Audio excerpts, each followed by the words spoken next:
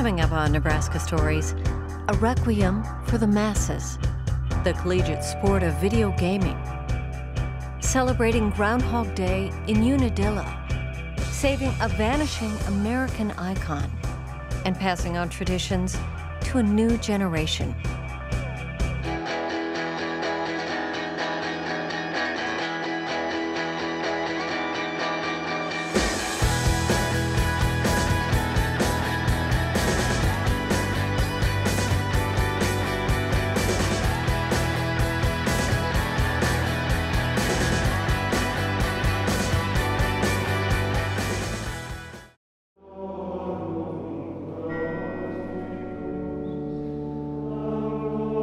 When you hear Gregorian chants, ancient churches and monasteries in Europe may come to mind. But these chants are thousands of miles and hundreds of years closer. Tucked away on the plains of eastern Nebraska, you'll find Our Lady of Guadalupe Seminary. The sounds coming from inside the church here bring the past right into the present.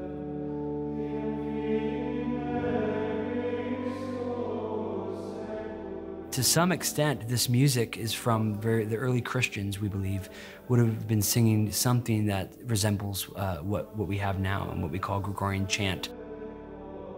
Some believe that even in the Jewish synagogue that they would have this same style of singing. Father Zachary Akers is a graduate of the seminary and now a priest in the Fraternity of St. Peter. As a child, his mother would play Gregorian chants to help him calm down. Now, every day, he sings these chants that have been a part of the Catholic Church for centuries. And there's something that we as Christians in our relationship, our spiritual life, our relationship with God, that we are expressing that it transcends just mere words. And so we pray not just with our mouth, but with singing, with our heart being uplifted to God. The chanting and the Latin lessons are part of the daily routine for the 90-some seminarians who will live and study here for 7 years.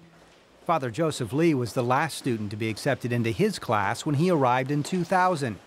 Now, he's the academic dean. Father Lee says the musical training and classes here are demanding. These are obligatory. These are not electives. They have to do it, whether they went to music school before, acquired a major in the subjects, or whether they're tone deaf and cannot match pitch.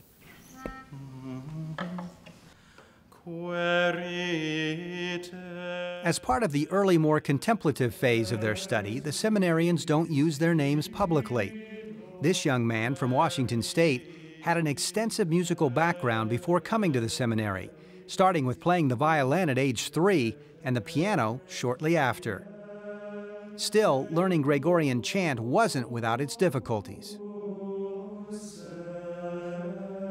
One of the things that did take a while to learn was how to pray the music. That was a big difference from most settings in the secular music world. It's a performance. You're performing music, whereas here we're singing sacred music, Gregorian chant. We're not necessarily performing the music, we are praying the music. Those prayers are now being heard by people well beyond the walls of the church.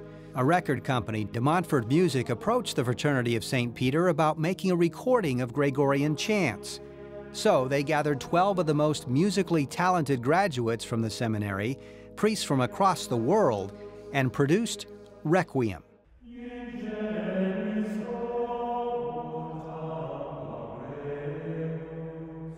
It's a Latin word that means rest.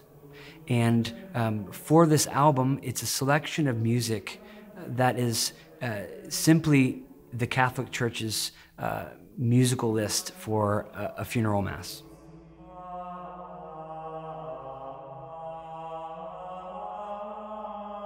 We all experience death, and we all experience our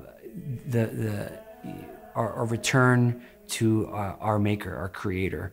And this is something that's very transcendent, and I think the music really expresses this reality as well. Father Akers and Father Lee are both among those participating in the Requiem project. The recording seemed to strike a chord when it was released last spring, spending 13 straight weeks at the top of the classical music charts. The Gregorian chant has found a new audience. It's universal. It's a unifying, bonding element that transcends fads, transcends fashions, transcends geography, transcends time, and it's able to unite people regardless of their race or who they think is going to win the World Series or what kind of food they enjoy eating. Maybe it's not such a surprise that a recording of priests praying Gregorian chants has become a success. After all, they've been practicing for hundreds of years.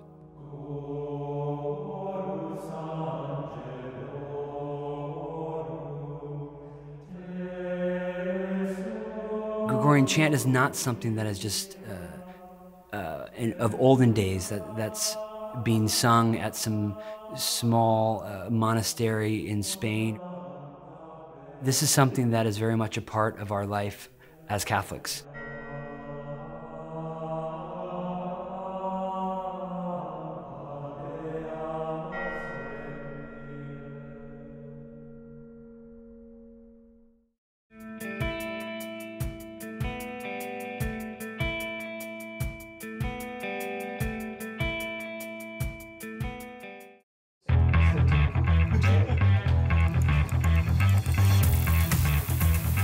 A lot of other students around here, I'll never forget, I would overhear them just kind of, I'd be in the same room and they'd be like, did you hear, like, Midland started up this esports? Like, how are they getting paid to play video games?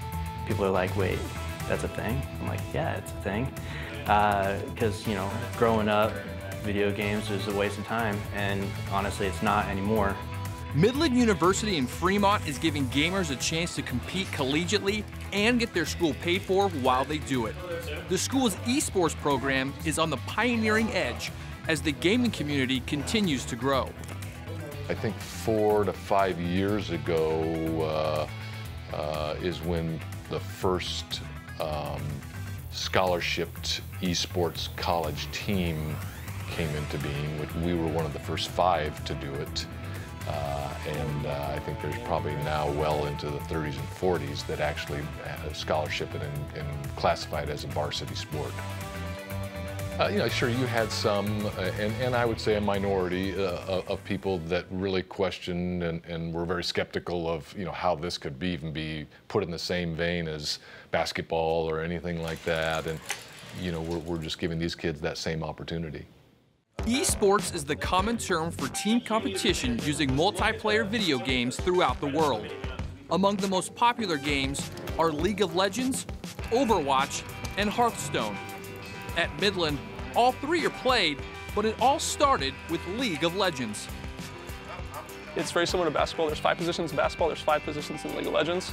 Each position takes a unique set of skills. So like in basketball, you have your guard, you have your shooting guard, your power forward, your center, and your small forward. Same idea in League of Legends. You have your mid lane, you have your ADC, your support, your jungler, and your top lane. You're all on the same team working towards your primary goal to go and blow up their base. Yep. The biggest thing with this game is trust, and you can find that in any game, honestly, but if you can't trust the person sitting next to you to follow through with what they normally do, then it's gonna be a terrible game. Good job. The gaming community had been at Midland long before the athletic department approved the esports program, and it was that community that helped convince the university to give the program a chance. When I was a student here, I was also the creator for Midland University Gaming, which was the gaming organization on campus. The goal there was get people out of their dorm rooms, play in one area, just build a community. While the first attempt at the gaming organization may not have flourished, It was revived by Joey Evans. Evans, then on scholarship to play basketball at Midland, was approached about upgrading the community's status.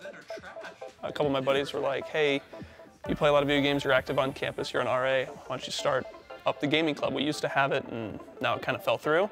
So I started that back up, and my boss goes, hey, what do you think about possibly starting this up as like an actual sport? With Joey's help, Midland took a chance, rolling the dice on an esports team. He then made the switch, leaving his basketball scholarship and taking one in esports. To make it a varsity sport, to put it on that same level, to give it the same attention, the same resources that you do your mainstream sports, I think is huge for the esports community and certainly for the esports kids here at Midland. We didn't have this lab behind us. We didn't have the computers. I had to prove that students actually did want to go to college to be on an esports team, and getting the funding in the background for that, they're like, you show us the students, we'll give you the money. Last year we played downstairs right behind the mailboxes. It was an old, the Midland Activities crew, their office, I guess. Played down there, a small little room. It really was like basically playing in your backyard for basketball to a point. We had the kids that were passionate about it. We had fans that were passionate about it. You know, from just purely an excellence or success standpoint, it probably wasn't where you want to be, but for a new program, we were certainly happy with that, and we're looking for ways to continue to grow the program. From a small computer lab in their first season, the team has been upgraded to a state-of-the-art arena. I think in order to get more student athletes, you do have to put the resources in, and the more student athletes you get, the more resources you can put in. So we think that will be a big draw for us and really provide an environment that our gamers can flourish in. I want to be able to fill every desk every night. That's my goal. 40 kids playing video games, getting the fun out of it, getting the joy, having friends, making friends. That's what I want to see. Competition-wise, that'll come. But what I want to build here is a community. The community experience opens the doors for these gamers, exposing them to situations they may not have been in otherwise. There was a recruit that I was working on that wanted to come play here for Hearthstone, and he was homeschooled, so he didn't really have this he had social anxiety, let's put it that way. And so he came and he wanted to visit. He was like, hey, this is pretty cool. His dad came out. His dad's a big World of Warcraft player, and so they play video games at home. That's something that he's comfortable with. They came out and my team was there. And these kids, I had a football player, I had an arts student, and they were sitting there chit-chatting it up, talking to each other. 3 kids that would never have had a conversation outside of this game were having this conversation, and they were just having fun. And the dad looks at me and goes, you know what? That's what I want for my son. As the popularity of esports continues to grow collegiately, Midland has positioned itself as a pioneer, not just in Nebraska, but across the country. We just have to do a good job of selling what we have from an educational standpoint and an opportunity standpoint in esports, and we're going to continue to work really hard at that, and we'll see where it goes. Being a student here, before this opportunity even came about, I would never have dreamed it. And then being even a part of this, being on the forefront myself, is really cool. The experience is huge, and honestly, Midland's aspirations for it are great. So I think we're doing great things here at Midland for that very reason.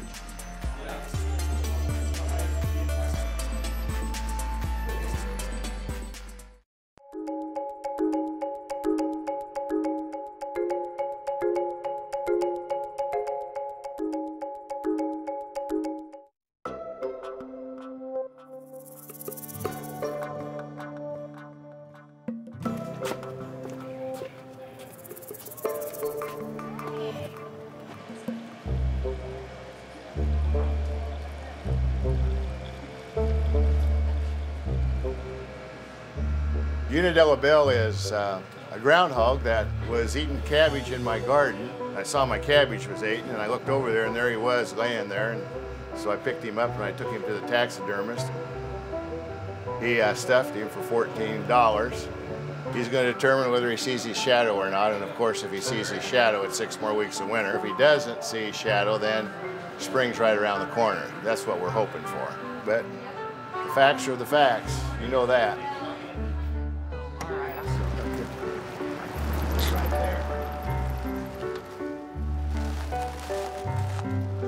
7:32. I don't see a shadow. Do you, Brody? No, I don't. Bill's requested that I make a short statement. Hear ye, hear ye. I am Unadilla Bill. I'm in my 30th year. No shadow I see, and predict spring is near. Yay. Early spring.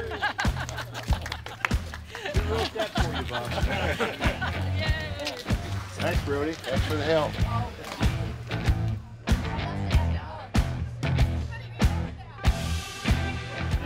So was you kind of fudging on it? Uh-oh.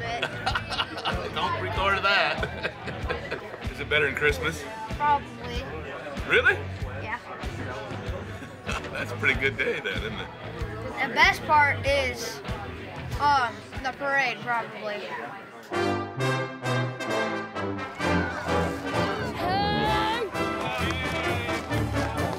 It's a great time for kids, a great time for people to come back to Unadilla that naturally we're the town of 311. A lot of people that live here have moved away. It's a good reason to get out, see people you haven't seen in a few years, few months, few days, catch up. People you graduated with from high school or you even grew up with when you were this tall, and they'll come back. Enjoy the day. We're the Syracuse German Fest float, and I've got the Wiener Dog hat on today because of the Wiener Dog races that are always at the German Fest. Wiener dogs! It's very quirky. Everybody's here to have a good time. It's about community, it's about tradition, it's about having fun. Something to do to break the monotony through the season, actually. And it's fun, and we had brought a pair of mules here, to one to ride to represent a saddle mule, and the other one as a driving animal is what we've done. Well, you know, you guys got a huge competitive advantage by having a parade on a day when nobody else has it. Now, therefore, I, Pete Ricketts, Governor of the state of Nebraska, do hereby proclaim the community of Unadilla, Nebraska as the groundhog capital of Nebraska. One of the special things about parades in small towns is that the community really comes out and supports it. It really gives it a special flavor.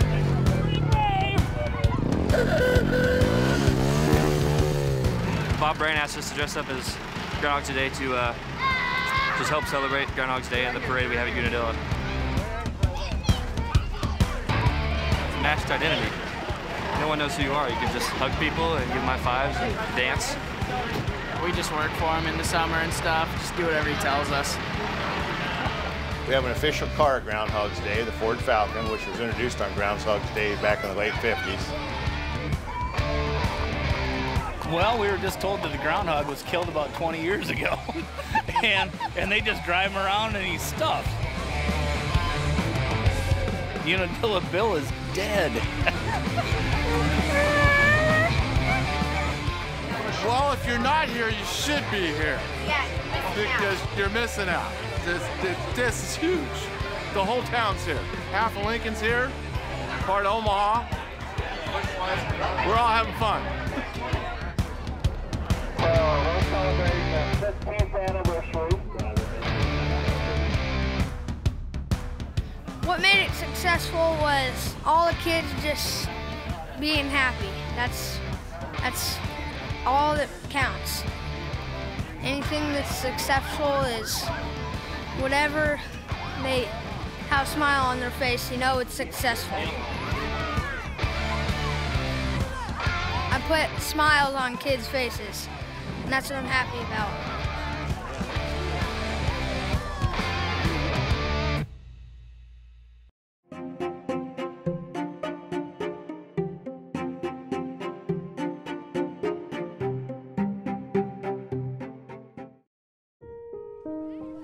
Not much has changed since this one-room school was built in 1879 for just over $1,000. Inside are the original tin ceiling and walls, the chalkboard, the same piano, the stage. Outside, even the original outhouses still stand. Located in Otoe County, a few miles outside of Nebraska City, Harmony School was home to students for 118 years until May of 1997, when the school shut its doors for good. A few years later, this Gothic-style one-room country school was on the auction block to be sold to the highest bidder. Former student Betty Stukenholtz simply wanted to buy a few mementos, but then something came over her. I think it was a moment of craziness. I really don't know. In that the lady that had the bid, and it looked like nobody was going to raise the bid, and she was nobody that was around this area, and I just couldn't see somebody coming here and doing something to this school other than keeping it as it was, because so many of the Stukenholtzes went here. I just had to save it. You can see right here, I am in the 7th grade. This is my brother right here. My brother and I, once in a while, we would ride our pony Babe, and we would tie her at the tree, and she didn't like to be here all day, so she would break loose, and she would travel home, and then we'd have to walk home at night. During the homesteading era around the turn of the century, one-room schools dotted the rural landscape.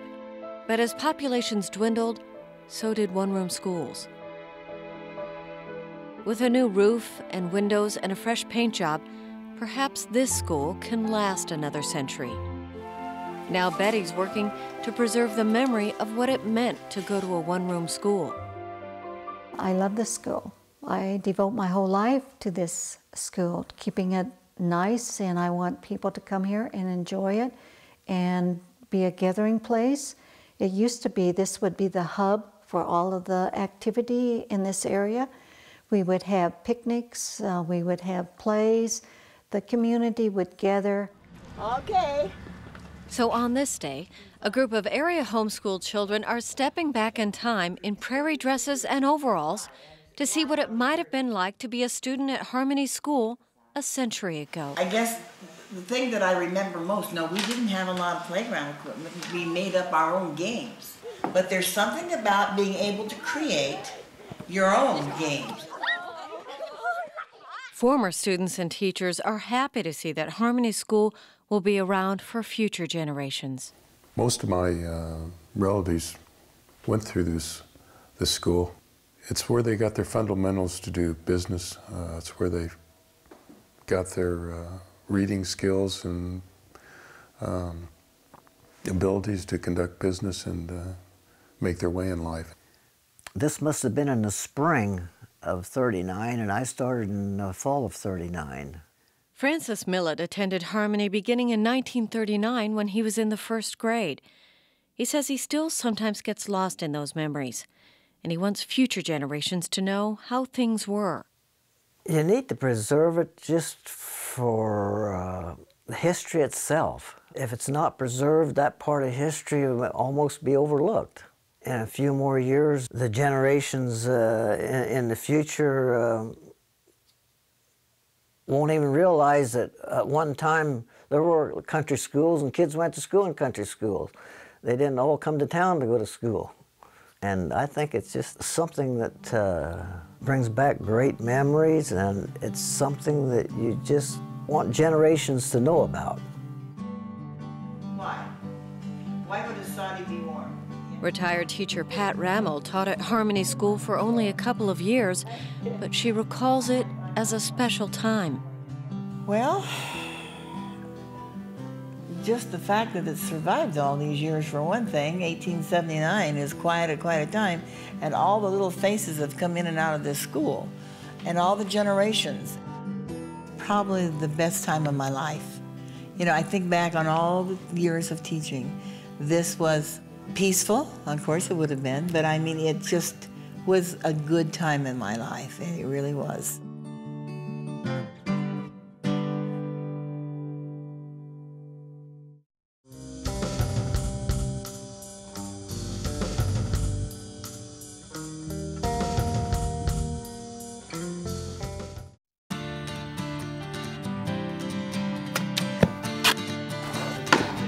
throwing a tomahawk, learning archery. It was their main long-range weapon for most Native Americans. And it was planes, anyway. It was faster than the rifle, so. Yeah. Because they had to reload the rifles when they could just pull out another arrow. Oh, you want to be a warrior, huh? What better than to get out here in this beautiful place, which is part of our homeland we're standing on, where our ancestors lived. This is part of their heritage. They don't know it, but it's new to them. Put everything else out of your mind. All you're going to focus on is that little orange dot down there. Hopefully at the end of the day, me and Max hit the red dot. As hard as you can. 2 fingers. As long as the point is sharp, it will go through the chest cavity of a deer, an elk, or a buffalo. The kids here are learning where we came from. Here's how I shoot. Here's how Lakotas shot their bow. I use 2 fingers, and you don't shoot it straight up and down. You hold the bow at an angle, pull, and shoot. See? Not quick. This is different than what some of the kids knew with the compound bows and all. And some of the boys thought they were going to just get out there and hit it, and they didn't do so well. So it teaches you to be humble. I just think it's so cool because I didn't have this when I was growing up. And They train you from when you're a child to do this, but seeing as how we've lost some of our culture, it's not that way anymore. This at one time was a living thing. So when we go out and we cut that tree, the first thing we do before we cut it is we leave an offering, and we ask its forgiveness. Amichik tu jayo, forgive me. And then I cut it. And then after that, I'm honor bound to make the best bow I can. It's a cultural perspective that I think is important for everybody to know about, certainly young people. We all have something in common, and that's our past. As you come through the target, all right. and hopefully it sticks. I can't even throw it. So how do we restore our hearts and bring back all that? There will come a moment when somebody will need to be a leader. Be proud of who you are. Be proud of where you came from. Know your family, know your history. What Joseph said about being proud to be Native. I hope that they'll take that back with them.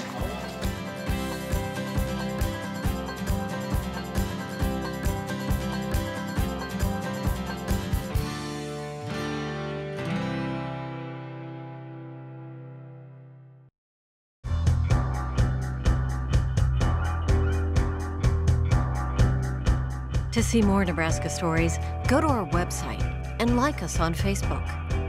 Nebraska Stories is funded by the Margaret and Martha Thomas Foundation. Sustained funding for arts coverage on Nebraska Stories is provided by the H. Lee and Carol Gendler Charitable Fund.